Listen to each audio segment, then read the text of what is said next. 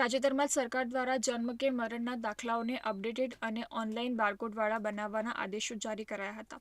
પરિણામે અંકલેશ્વર નગર સેવા સદનમાં લોકોનો ઘસારો જોવા મળ્યો છે. પરંતુ એવી ચોંકાવનારી વિગતો સામે આવી છે કે અંકલેશ્વર નગરપાલિકામાં અગાઉનો 30 થી 35 વર્ષનો રેકોર્ડ જે રજિસ્ટર્ડમાં હતો તે જર્જરિત થઈ ગયો છે. એટલે સુધી કે કર્મચારીઓ જૂનો રેકોર્ડ તપાસવા ચોપડો ખોલે તો તેના કાગળોનો ભૂકો થઈ જાય છે. હવે આ લોકોને અપડેટેડ દાખલો મેળવવા ગાંઠના ગોપીચંદન કરવાની નોબત સર્જાઈ છે.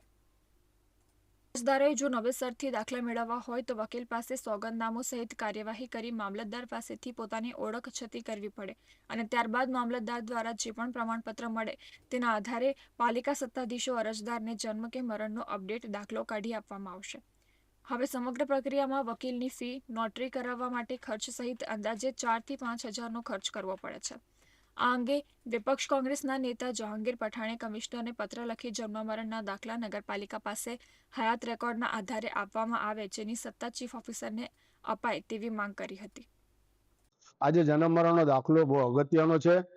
જેના પછાડી યુસીસી આવી રહ્યું છે તેમાં પણ જરૂર પડશે. તેમજ કોઈ વારસાઈ કરવી હોય, કોઈનું કોઈ આગળમાં વિધિ કરવી હોય, કોઈ જમીનની વારસાઈની અંદરમાં હોય તો આ એના વગર કંઈ થઈ શકતું નથી. જેથી હું આ માનનીય કમિશનર સાહેબને એક પત્ર લખ્યું છે. અંકલેશ્વર નગરપાલિકાના બોર્ડની અંદર આ બાબતમાં ચર્ચા કરવાનો છું કે એના માટે કોઈને કોઈ ઉકેલ લાવો. આ અમને 15-17 હજાર પોસાય નહીં. આજે ગરીબીની રેખા નીચે જીવતા લોકો કચડાઈ રહ્યા છે. જય હિન્દ, જય ગરીબ ગુજરાત.